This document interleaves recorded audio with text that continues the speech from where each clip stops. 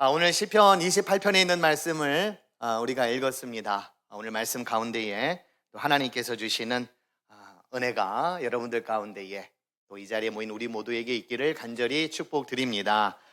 오늘 읽은 시편 28편은 다윗의 시로 이렇게 나와 있습니다. 총 9절로 9개의 절로 구성이 되어 있는데요. 우리가 크게 두 부분으로 나누면 1절부터 5절까지 그리고 6절부터 9절까지 이렇게 두 부분으로 나눌 수가 있습니다. 다윗은 본문 1절에 보니까 여호와여 내가 주께 부르짖으오니 나의 반석이여 내게 귀를 막지 마소서라고 하였습니다. 그러면서 하는 이야기가 주께서 내게 잠잠하시면 내가 무덤에 내려가는 자와 같을까 하나이다 라고 말을 하고 있습니다. 탄식이죠. 지금 탄원을 하나님께 하고 있습니다. 그래서 오늘 28편을 탄원시다라고 이렇게 이야기를 하는데요. 1절 분위기로 봐서는 하나님께서 뭔가 속 시원하게 대답을 안 해주시는 것 같습니다. 하나님께서 지금 침묵 중에 계심을 우리가 짐작해 볼 수가 있습니다. 1절 말씀 가운데에 내게 귀를 막지 마소서라고 하는 표현이라든가 주께서 내게 잠잠하시면 내가 무덤에 내려가는 자와 같을까 하나이다. 내가 죽을 지경이다 라고 하는 이 표현으로 봐서는 다윗이 얼마나 절박한 심정 가운데에 놓여 있는지를 우리가 또 짐작해 볼 수가 있겠습니다. 하나님마저 외면할지 모른다 라고 하는 절박한 그 상황과 그 심정, 최후의 보루라고 여겼던 이마저도 부르짖는 소리를 외면한다면 내가 도대체 어디에 가서 하소연할 수 있겠는가? 지금 다윗은 절망을 하고 있습니다. 그래서인지 다윗은 2절부터 5절까지 이어지는 내용에서 하나님께 탄원하는 내용의 기도가 나오고 있습니다. 시편에는 탄원시가 찬양시보다도 더 많이 있는데요.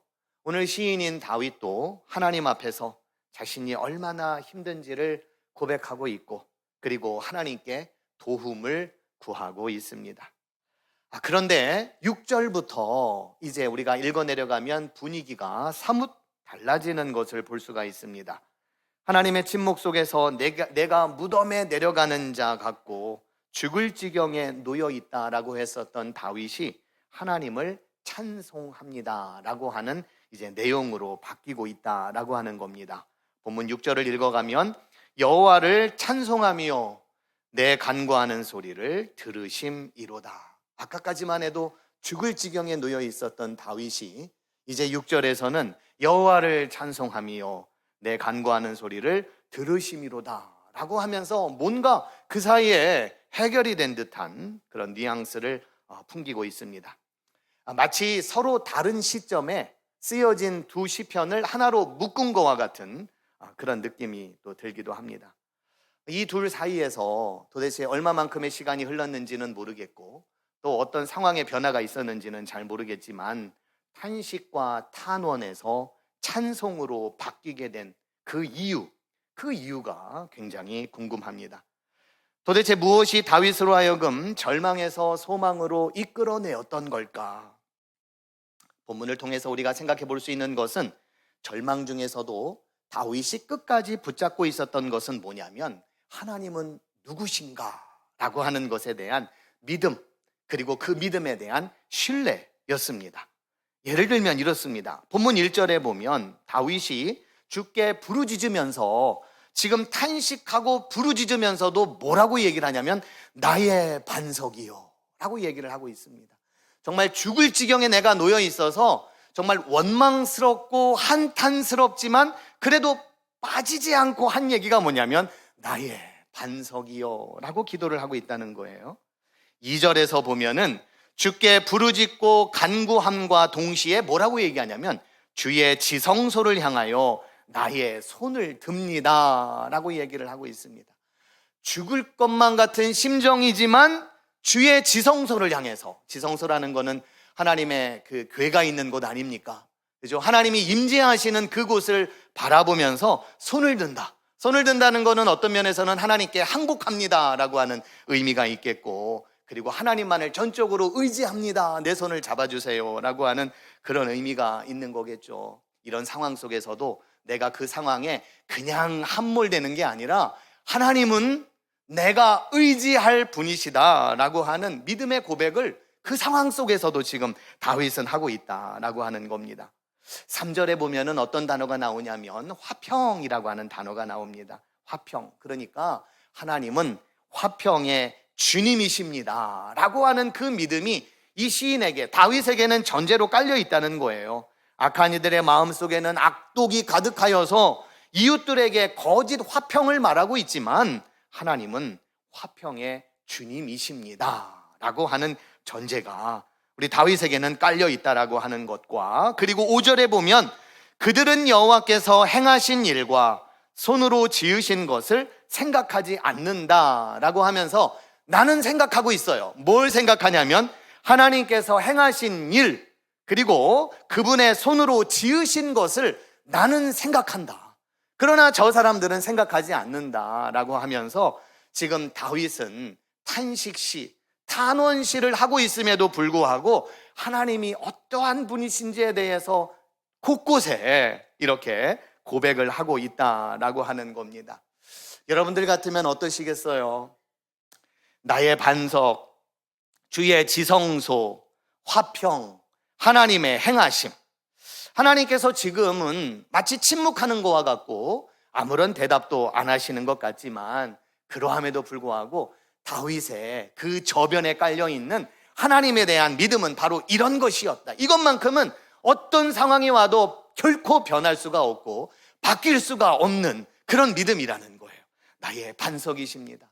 내가 의지할 분이십니다. 하나님은 화평케 하시는 분이십니다. 하나님이 행하신 것, 하나님의 손으로 행하신 일들에 대해서만큼은 내가 지금 힘들지만은 그것만큼은 내가 인정하며 내가 믿으며 탄식합니다. 탄식하더라도, 절망하더라도 이 고백을 지금 다윗은 하고 있다라고 하는 거예요. 우리가 어려운 일을 당할 때 보면 쉽게 겁을 먹는 경우가 있습니다. 또 쉽게 포기하는 경우도 우리 가운데에 있죠. 그러나 기도하고 정신을 차려보면 감당하지 못할 문제가 없고, 또 그리고 해결하지 못할 그런 어려움이 없다라고 하는 그러한 담대함이 우리 가운데에 들지 않겠습니까? 무슨 일을 만나든 우리 역시도 오늘 이 시편의 다윗처럼 든든한 토대 위에 나는 서 있다, 나는 서 있다라고 하는 이 믿음의 전제, 이것만큼은 바뀔 수 없고 변할 수 없는 그러한 믿음을 가지고 살아가는 저와 여러분들이 되기를 간절히 축복드립니다. 하나님은 나의 반석이십니다 라고 하는 믿음의 고백. 나는 이곳에 계시는 주님을 믿고 의지합니다. 하나님이 우리에게 주시는 마음은 두려움이 아니라 능력과 사랑과 절제하는 마음인 줄로 믿습니다. 하나님은 화평의 주님이십니다. 하나님께서 행하신 일들을 나는 잘 알고 있습니다 라고 하는 믿음을 가지고 담대하게 나아가시는 여러분들이 되기를 축복드립니다. 하나님은 때때로 침묵하시는 분이십니다. 그러나 하나님의 그 침묵이라고 하는 것은 아무것도 하지 않는 무책임함, 이것은 결코 아닙니다.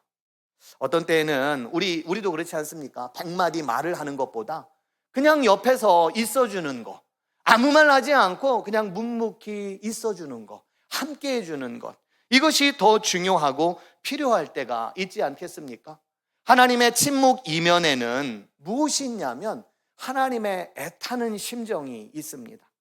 불쌍히 여기는 마음이 있어요. 말을 안 해서 그렇지 애타는 심정과, 그리고 불쌍히 여기는 마음과 남몰래 흘리는 그 눈물이 하나님에게 있다라고 하는 거예요. 우리가 그거를 깨달지 못하고 헤아리지 못해서 그렇지 하나님께서는 묵묵부답 아무런 말씀도 하시는 것이 아니라 하나님도 가슴 아파하시면서 우리의 상황 앞에서, 우리의 어려움 앞에서 해결할 수 있기를 간절한 마음으로 계신다라고 하는 겁니다.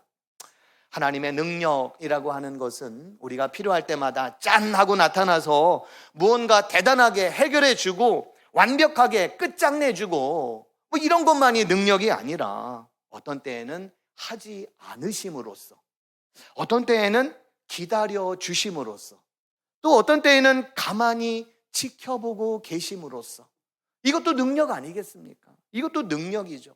이러한 능력을 하나님께서는 때때로 베푸신다는 거예요. 그러나 정말 중요한 것은 뭐냐면 이런 침묵 속에서도 우리는 순종할 수 있는가라고 하는 겁니다. 이런 침묵 속에서 우리는 순종을 배워야 한다는 겁니다. 예수님께서 겟세마네 동산에서 기도할 때에 하나님, 내가 이 잔을 피하면 안 되겠습니까? 라고 했었을 때에 하나님은 침묵하셨습니다. 그 침묵을 순종으로 받아들이지 않았습니까?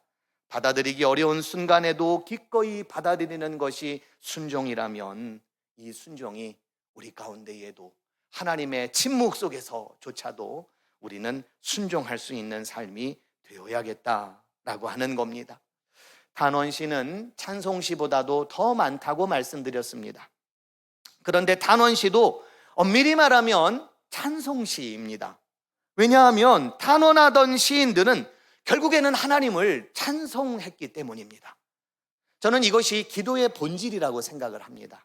기도라고 하는 것은 내가 바라고 원하는 그 어떤 버킷리스트를 하나님 앞에 올려드리고, 하나님 내가 이것도 해주시고 저것도 해주시고 이것도 해주시고 저것도 좀 어떻게 해달라고 하는 그런 요청이기보다는 내가 변화되는 거지 않겠습니까?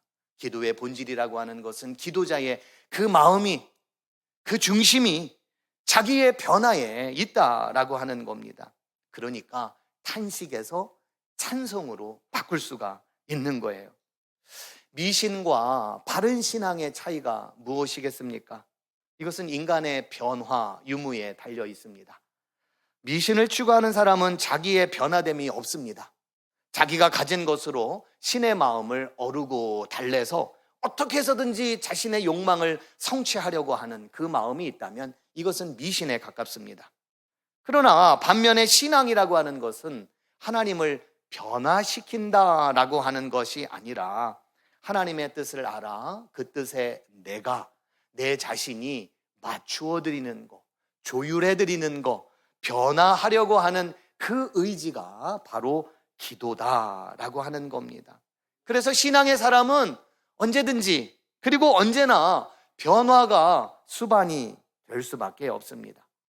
철학자였고 신학자였었던 포이에르 바하가, 이 사람은 이제 무신론에 가까운 그런 사람이었지만 이 사람이 이렇게 기독교를 비판을 했어요. 기독교의 신앙은 하나님을 인간 욕심의 투영으로 간주하고 있다라고 이야기를 했습니다. 하나님은 인간의 욕심이 만들어낸 산물이다라고까지도 표현을 했어요. 그런데 저는 그의 이러한 문제 제기가 우리 기독교인들의 어떻게 보면은 현실일 수도 있겠다라는 생각도 해봅니다. 하나님 자체의 문제라기보다는 인간의 과한 욕심이 순수한 신앙까지도 훼손시켜버리고 마는 이 기독교인들에 대한, 말하자면 비판이다라고 하는 거죠. 우리는 종종 하나님을 하나님 되게 하자라고 하는 이런 구호와 표현을 많이 사용을 합니다. 하나님은 출애굽기에 의하면 스스로 있는 자입니다. 우리 인간이 이러쿵 저러쿵 혹은 이렇게 저렇게 자의적으로 어떻게 할 수 있는 대상이 아니라는 겁니다. 우리는 창조주 하나님 앞에서 피조물일 따름입니다. 그러나 고마운 게 뭐냐면 우리 하나님께서는 우리 피조물을 만드실 때에 우리 피조물을 굉장히 가치 있는 존재로 격상시켜 주셨다라고 하는 겁니다. 하나님의 형상대로 창조해 주신 피조물이라는 겁니다. 그러기에 하나님의 형상이라고 하는 그 의미를 우리가 늘 되새기면서 살아야 하는데, 하나님의 형상은 우리가 하나님과 연결되어 있다라고 하는 것, 우리가 하나님의 형상이라고 하는 것은 하나님의 성품과 능력 가운데에 우리가 잇대어 살아갈 수 있다라고 하는 것, 그리고 하나님과 연합하는 삶을 살 수 있다는 것, 그리고 하나님의 거룩한 성품에 참여할 수 있도록 하나님께서는 우리를 하나님의 형상을 닮은 피조물로 창조하셨다라는 겁니다. 때문에 탄식과 절망이 우리 가운데에 있더라도 우리의 눈을 잠시 옆으로 돌아보면 하나님이 우리와 함께 하신다는 것을 우리는 또한 깨닫고 그리고 믿으며 살아가야 한다는 겁니다. 기도는 우리의 눈을 들어 하나님을 바라보는 것입니다.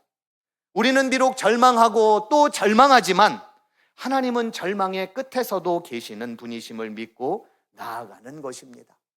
탄원시가 찬송시가 될 수 있는 이유는 바로 이러한 믿음이 우리 가운데에 있기 때문입니다. 좀 전까지만 해도 다윗은 이제 1절부터 5절까지만 봐도 나의 부르짖음에 귀를 막지 말라고 하였습니다. 그런데 이제는 내 간구하는 소리를 들어주셨다라고 하면서 6절 이하에서는 그렇게 표현을 하고 있습니다. 이전에는 내가 무덤에 내려가는 것 같은 죽을 지경에 이르렀습니다 라고 하면서 탄식을 하고 있는데, 이제는 여호와는 나의 반석, 나의 방패, 내 마음이 하나님을 의지하여 도움을 얻었습니다 라고 고백을 하고 있습니다. 이전에는 마음속에 악독이 가득한 사람들이 화평을 깨고 있다고 탄식했었던 다윗이 이제는 마음이 크게 기쁘고 내 노래로 찬송을 하겠다고 하였습니다. 심지어 다윗의 기도를 보면은 자신의 개인적인 차원에서만 머문 것이 아니라 9절에 있는 말씀에 보면 주의 백성을 구원하시며 주의 산업에 복을 주시고 또 그들의 목자가 되시어 영원토록 그들을 인도하소서라고 하면서 내 중심의 기도에서 백성들을 향한, 그들을 인도해달라는 기도로, 중보의 기도로 바뀌었음을 우리가 볼 수가 있습니다. 그 분기점이 어디에 있냐면 오늘 본문 6절 맨 앞에 있는 문장입니다. 여호와를 찬송하며, 여호와를 찬송하며. 이 앞에만 해도 정말 탄식과 탄원의 상황이라면 여호와를 찬송하며 라고 하는 이 문장 이어서는 화평과 기쁨과 반석과 방패와 이러한 신앙의 고백으로 바뀌어 있음을 우리는 볼 수가 있습니다. 여호와를 찬송하는 것, 이것이 중요하다라는 거예요. 탄식과 절망 속에서도 찬송이 중요하다는 겁니다. 찬송한다는 것은 뭡니까? 하나님의 능력을 믿습니다 라고 하는 그 믿음입니다. 하나님의 기적을 나는 틀림없이 믿습니다 라고 하는 그 믿음입니다. 찬송은 내가 이 세상에 굴복하지 않겠습니다 라고 하는 믿음의 고백입니다. 찬송은 진정한 자유와 기쁨과 해방은 하나님께로부터 온다라는 것을 분명히 믿는 믿음이 바로 찬송입니다. 그러기에 바울과 실라가 감옥에서 찬송할 때에 옥터가 움직였고 감옥문이 열렸고 모든 사람의 메인 것이 다 벗어졌다라고 성경은 말씀하고 있습니다. 우리의 삶이 찬송의 삶이 되기를 축원드립니다. 우리의 인생이 절망 가득한 생이지만 그러나 찬송으로 그 절망을 누르고 그 절망을 이기고 헤쳐나갈 수 있는 저와 여러분들이 되기를 축복드립니다. 우리가 결박되어진 모든 것들로부터 자유함을 얻을 수 있는 그런 능력을 하나님 주십시오. 내가 찬양하면서 나가겠습니다. 내가 찬송하면서 살겠습니다. 주님을 의지하며 나아가겠습니다 라고 하는 그 믿음의 고백을 가지고 살아가시는 저와 여러분들 되기를 주님의 이름으로 축원드립니다. 아멘.